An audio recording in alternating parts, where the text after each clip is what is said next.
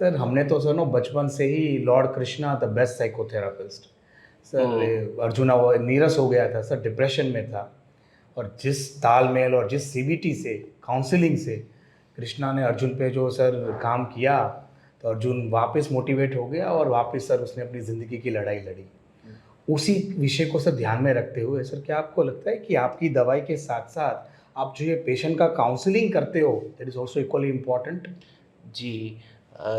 हम सब लोगों को भागवत गीता से और हमारे हिंदू स्क्रिप्चर्स से हमेशा प्रेरणा का स्रोत मिलता रहता है, और हम कई बार उन श्लोकों को और उन घटनाओं को अपने मरीज़ों को समझाते हैं और उनका वर्णन करते हुए मरीज़ों की थेरेपी बहुत बार करते हैं। ओके।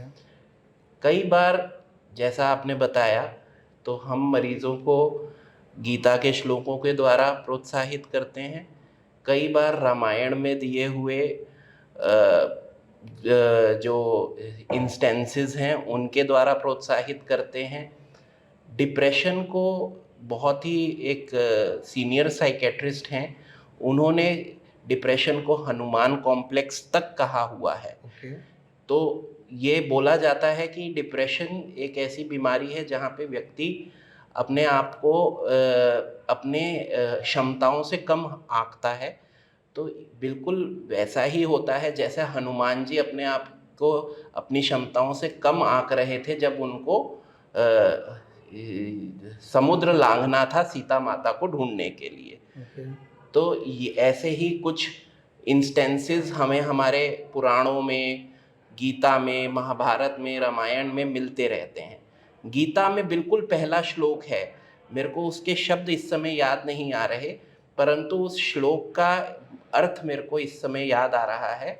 उसमें अर्जुन भगवान श्री कृष्ण से कहता है, भगवान श्री कृष्ण, मेरे से मेरा गांडीव नहीं पकड़ा जा रहा, मेरे हाथों में पसीने आ रहे हैं, मेरे आँखों के आगे अंधेरा आ रहा है, मेरे को सामने वाली जो सहस्त्र सेना है वो दिखाई नहीं दे रही है, मेरा गला सूख रहा है।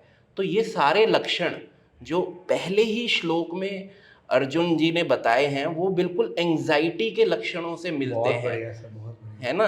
तो और उसका फिर ये जब वर्णन आया गीता में, उसके बाद भगवान श्री कृष्ण ने उनका काउंसलिंग या उनका सीबीटी कहते हैं वो स्टार्ट किया। तो बिल्कुल ये बहुत ही जाहिर बात है। हमारे पुराणों में, हमारे सारे ग्रंथों में ये सारी चीज़ें हैं, और केवल दवाई नहीं और ये काउंसलिंग बहुत इम्पोर्टेंट है। मरीज़ के ठीक होने में काउंसलिंग का बहुत इम्पोर्टेंट रोल है।